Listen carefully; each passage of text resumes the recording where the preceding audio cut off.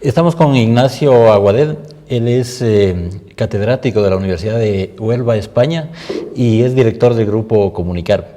El área específica de la que vamos a hablar es el tema de la construcción, la redacción de artículos científicos de ciencias sociales. Bien, comenzaríamos, ¿no? ¿Cuál es, en tu criterio, el estatus que tienen las revistas científicas actualmente dentro de la construcción de conocimiento en ciencias sociales? Yo creo que las revistas científicas de ciencias sociales en los últimos años han ido dando un paso muy importante en la construcción del conocimiento científico, en cuanto que se han convertido en el recurso privilegiado, el canal especial para la transmisión del saber. La irrupción de Internet ha supuesto una movilización total en el sistema de la ciencia, porque hoy, gracias a este medio, podemos transmitir de forma global y de forma universal.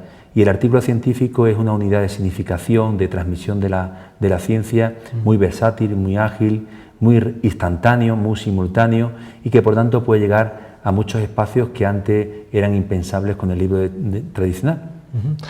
¿Qué hace que el artículo científico tenga una solvencia, una efectividad, una eficiencia mayor que otros formatos en la divulgación del conocimiento y en la construcción, por supuesto, del conocimiento? Bueno, el artículo científico es una unidad mínima, de fácil colocación en los portales de búsqueda, en los catálogos selectivos de todas las universidades del mundo, y por tanto es un sistema muy sencillo para poder llegar a públicos que están muy dispares y que están muy lejanos.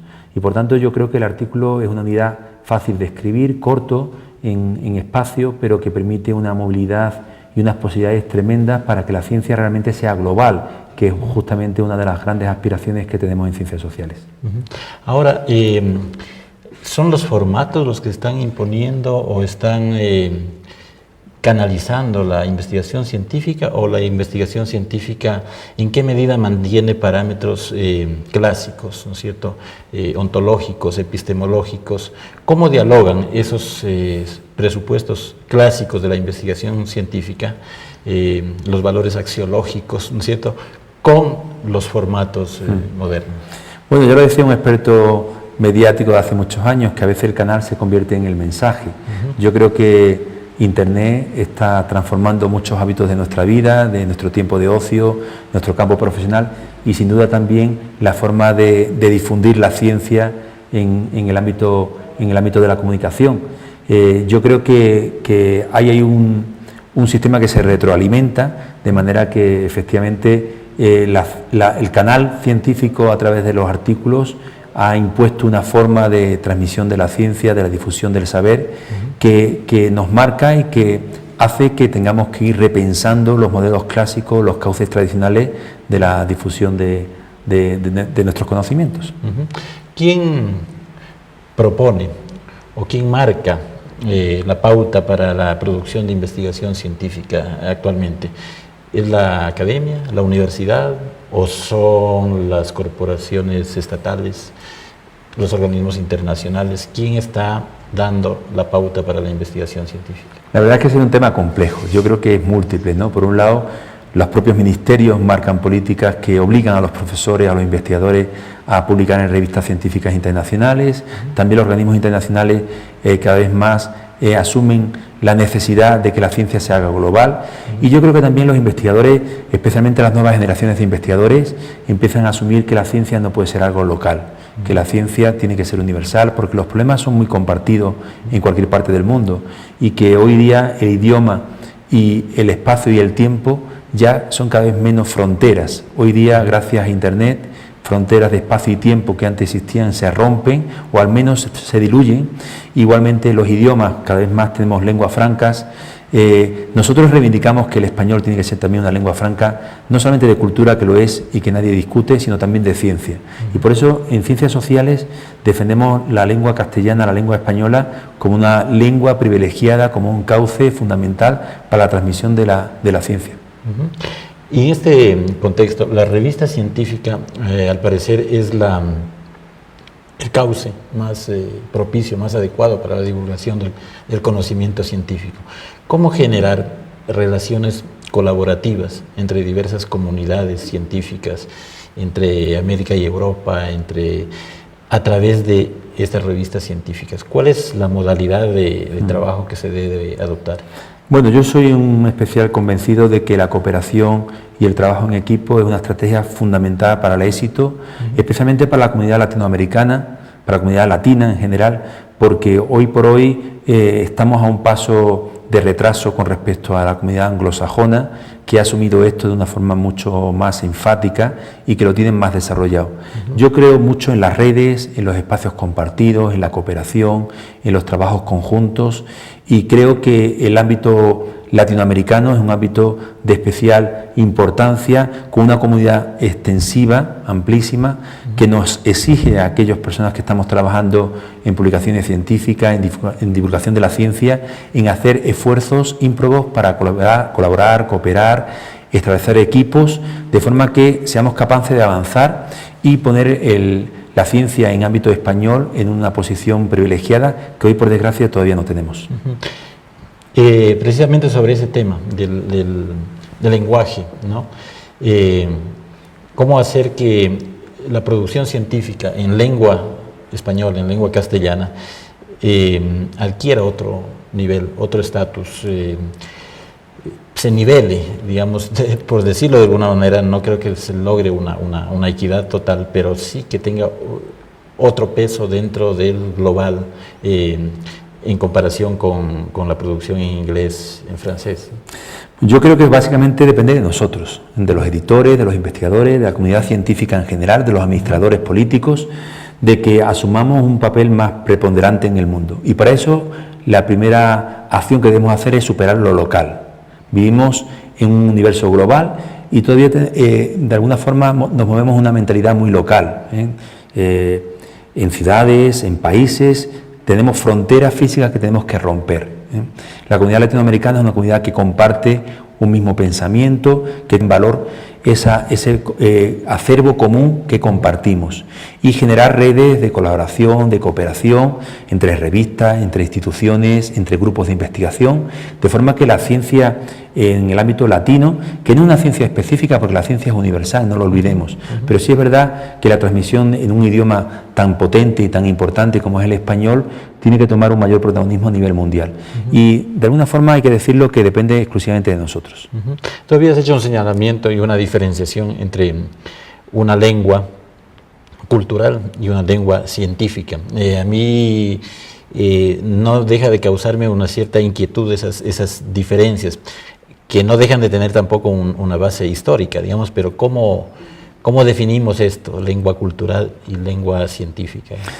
Bueno, el español es un idioma muy hablado en el mundo, el segundo más hablado como lengua extranjera, que cada vez tiene mayor presencia en el ámbito anglosajón, en Suecia, Noruega, en los países nórdicos, incluso en el propio Estados Unidos, cada vez más es una lengua emergente, con una potencia de crecimiento impresionante, y por tanto, como lengua de cultura, de comunicación entre las personas, nadie duda de su valor, y de hecho nuestra literatura, nuestra lengua es un valor en alza a nivel mundial.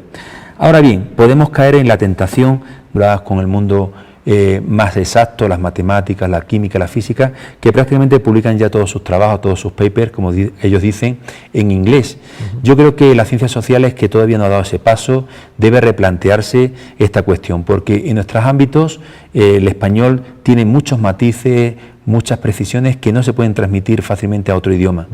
Y creo que además sería un gran empobrecimiento del mundo científico que todo pasara por una sola lengua. Por eso yo creo que hay que reivindicar el español como lengua científica, haciendo que su presencia en el mundo cada vez sea más importante.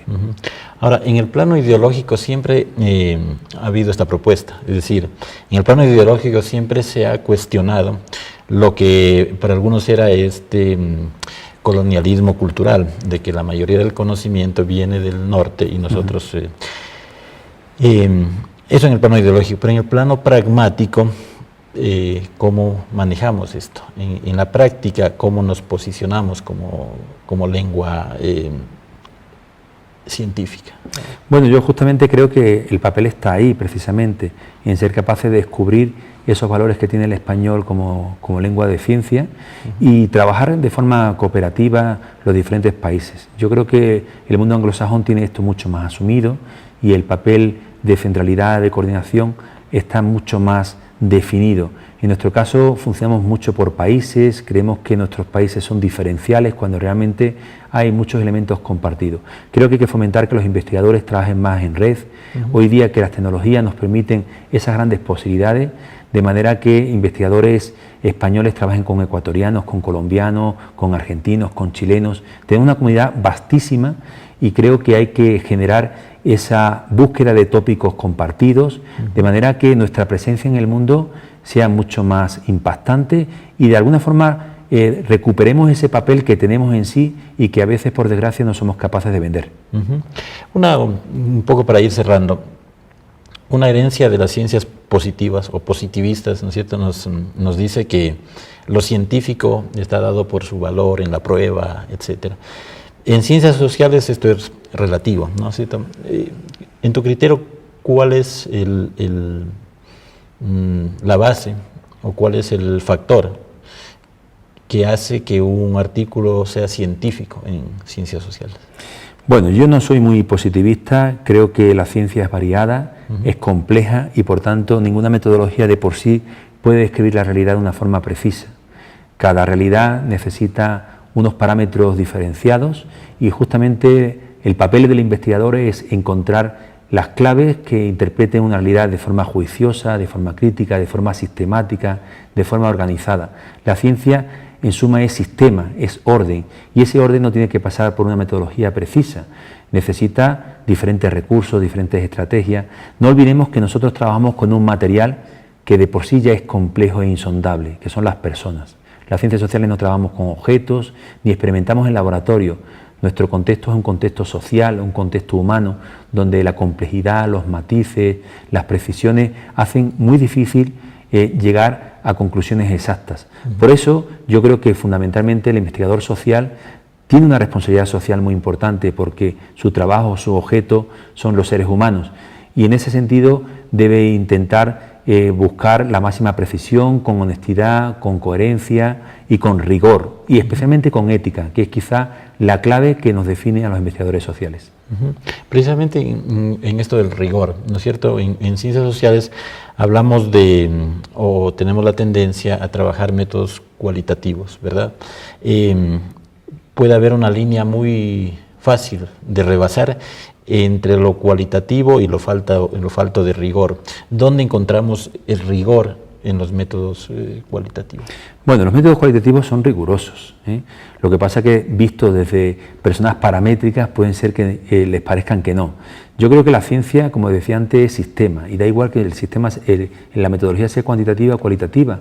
Todo depende del rigor, de la estructuración de los trabajos, de forma que en un contexto concreto seamos capaces de implementar y de analizar una realidad con cierta objetividad y cierta coherencia. Yo creo que la metodología, que a veces se incide en exceso, es un problema accidental. Lo importante en una investigación rigurosa en ciencias sociales es plantear unos objetivos bien delimitados, bien estructurados, unas líneas de investigación bien concretas y definidas y a partir de ahí implementar los métodos que se consideren más pertinentes para sacar unas conclusiones relevantes. Y ahí está la clave. En ciencias sociales deberíamos entender que lo importante es investigar para mejorar la sociedad, porque hay mucha investigación que es una investigación inútil y gratuita, que no aporta nada. Yo creo que esa es la responsabilidad que tenemos los investigadores universitarios en ciencias sociales. Intentar describir nuestra realidad de la manera más objetiva posible, dentro de la complejidad que ésta tiene, que a veces impide encontrar parámetros muy objetivables, para llegar a conclusiones que permitan transformar y mejorar la sociedad para que ésta cada vez sea más justa, más igualitaria, más democrática y más participativa, que en suma es lo que define los países de primer desarrollo. Finalmente, quisiera que nos comentes cuál ha sido tu experiencia, tu desarrollo en el Grupo Comunicar.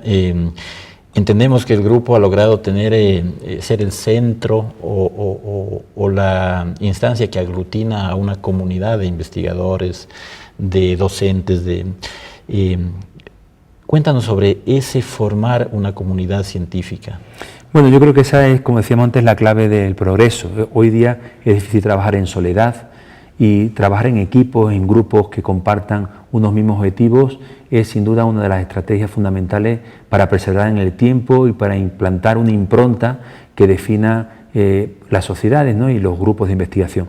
Comunicar es una experiencia que lleva 25 años funcionando, que desde hace 20 publica una revista científica que hoy día es referencia a nivel internacional y que en suma es un conjunto de profesores y de investigadores y de comunicadores que se plantearon que la comunicación y la educación son dos sectores estratégicos de nuestra sociedad y que deben convivir de la mano, porque los comunicadores necesitan la vertiente ética y educativa que los educadores desarrollan y al mismo tiempo la educación necesita comunicadores y la estrategia de comunicación para mejorar el sistema educativo.